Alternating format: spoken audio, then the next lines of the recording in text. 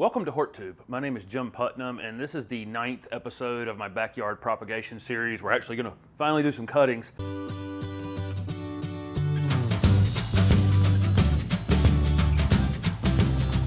If you have any questions on the soil mix that I'm using as I'm sticking these cuttings, or the rooting hormone that I'm using, or the cutters I'm using, or how I collected these cuttings, they're all in the previous videos, and I'll link them in the description of this video and put a link up here in the corner.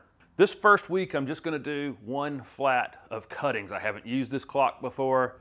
I haven't used this valve before. I don't have a lot of faith in them. I'm not going to go put 12 flats of cuttings, which is what this little hoop house will hold, in it, and then hope for the best. I'm going to put one flat in there, adjust the water over the course of the week, and then next week go ahead and fill it completely full. So, and I kind of picked some easy things to use. I collected some Hollies, I collected some a couple varieties of Lantana, and I collected some Crape Myrtles. Those things are pretty forgiving if the water isn't quite perfect this first week. Do some things that are a little less forgiving next week. I have labels and a permanent marker. Anytime I'm putting something in one of these flats, I'm definitely putting some sort of marker in it so that I know what it is. These are a little long. They stick up too high. I'll end up cutting them in half. And I'll just put a little, I've got some Nellie Stevens Hollies in here. I know they're a holly. I'm just going to put NS for Nellie Stevens, and that'll differentiate from any other holly that I might be propagating later in the season. The other thing I'm definitely putting on the label is the month and the year in which I took these cuttings. I end up holding some of these flats a couple years sometimes, and you can do that. And I want to know when it was that we had taken the cuttings. And then there's sometimes where I'll pull something out and it hasn't rooted. I'm like, how long ago was this? And then it turns out it was only 2 or 3 weeks ago. So it's not as big of a deal as I think it is. So that's important. The date's important, and then some abbreviated version of whatever the plant you're sticking in the flat is. Like I showed last week, I do most of the prep in the field. I've already taken the bottom leaves off of this. This is an Encore Crape Myrtle. It's a white flowering weeping Crape Myrtle. Here's one that I didn't prep. I actually just take this softwood off the top here, and I'll take these 2 bottom leaves off. On Crape Myrtles are kind of nice because if you pull that lower piece right there, it actually pulls off a piece of the bark right along here. And I can do that on both sides.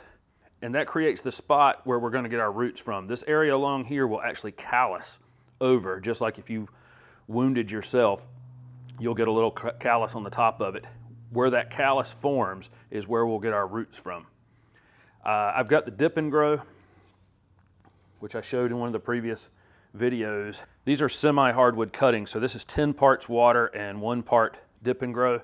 I'll dip this into the rooting hormone for just a second, and then I'll go ahead and stick it in the flat. What I don't want to do is cram this thing all the way to the bottom.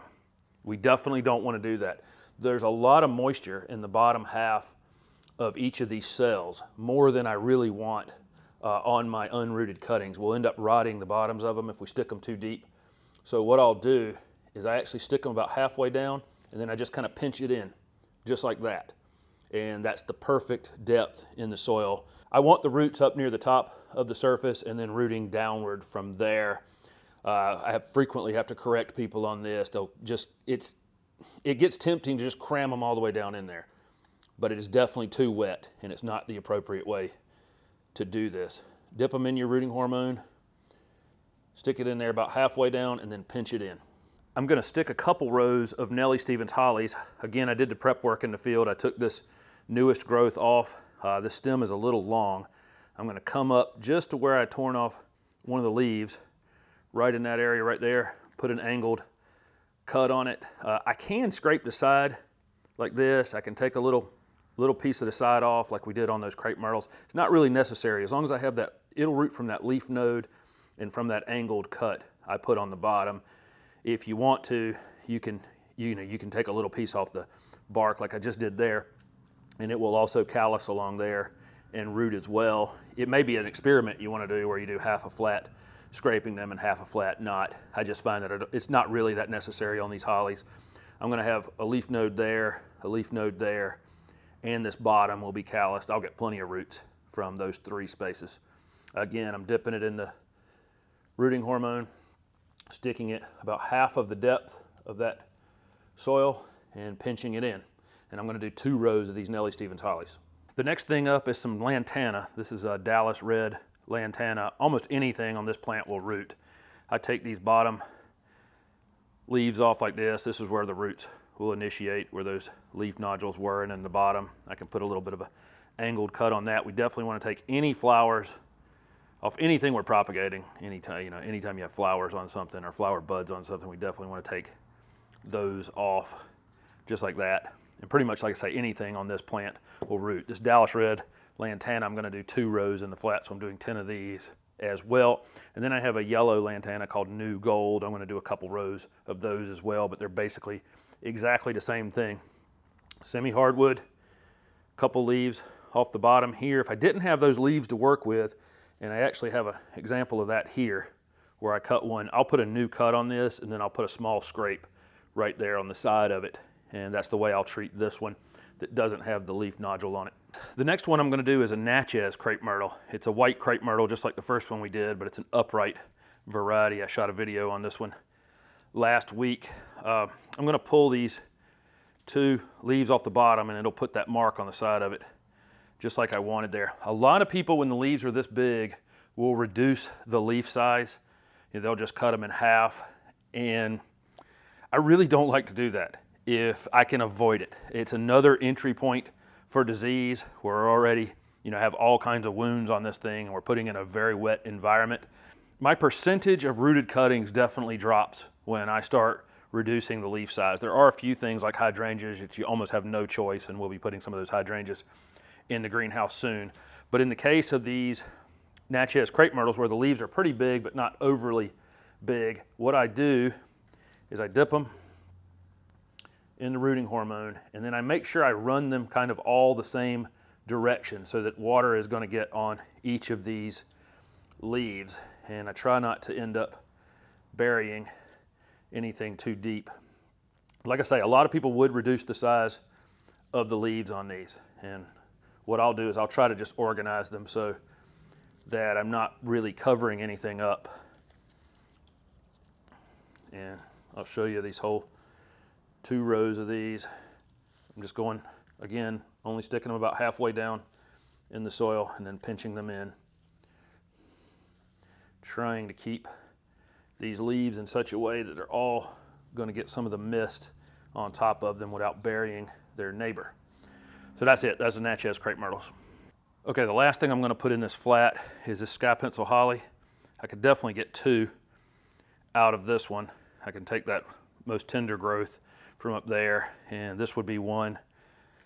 And then on the bottom, I just pull all this stuff off. That creates enough of a wound on the bottom where I don't have to do anything else to it. Then I might cut it down to here. Keep about 5 leaves on it. These are very easy to root and very easy to stick. Stick them in the rooting hormone real quick.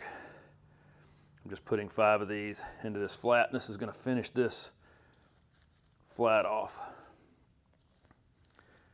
We'll do more of each thing as we continue forward, but I'm just doing a mixture to make sure the water is going to be right this week. So that's it for this flat.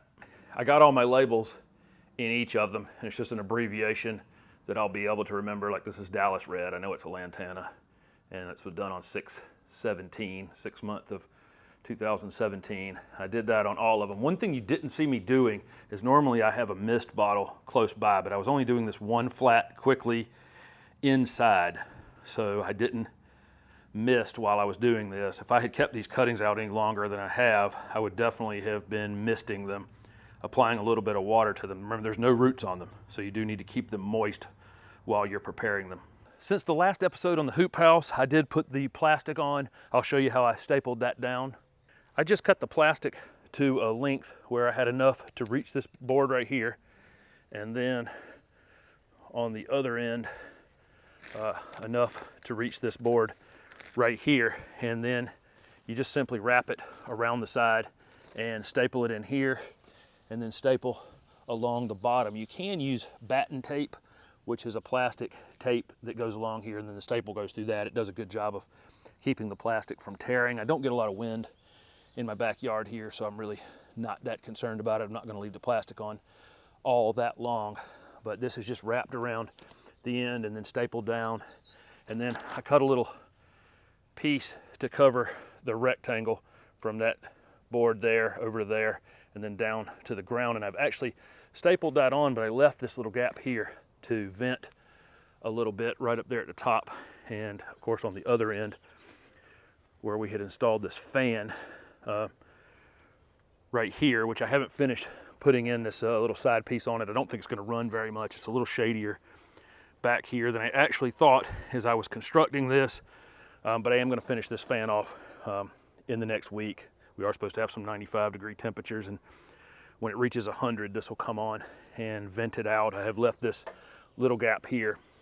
I also left this little window open on the end of the greenhouse right here so I can slide the flats in. And that first flat we've done is sitting right in the center there, and I elevated it just like I talked about in another video. I set it on a flat that's upside down, and I have the water set as we had talked about in that other video. Here's the clock, and the water is set to come on every 5 minutes. I've reduced the run time down to 3 seconds, and I think that's going to be adequate, but I'm going to monitor it this week. And the way I go about monitoring it is I want the foliage moist always. I want to see a little moisture on the foliage, but if I'm putting out too much water, the flat is going to get heavier and heavier. That soil is going to become very heavy. So I'm just going to reach my hand in there a couple times this week, see if that flat's getting heavy. If the flat's getting heavy, I am putting too much water on, and I'll reduce that down from 3 seconds to 2 seconds each time it comes on. I may even have to extend from 5 minutes to 6 or 7 minutes when it comes on. Okay, everyone, thanks for watching, and join me again next week. We'll go ahead and start to fill this thing up with some other varieties after I monitor this water for this week, and we're going to let it come on one time here before we end the video. Thanks for watching.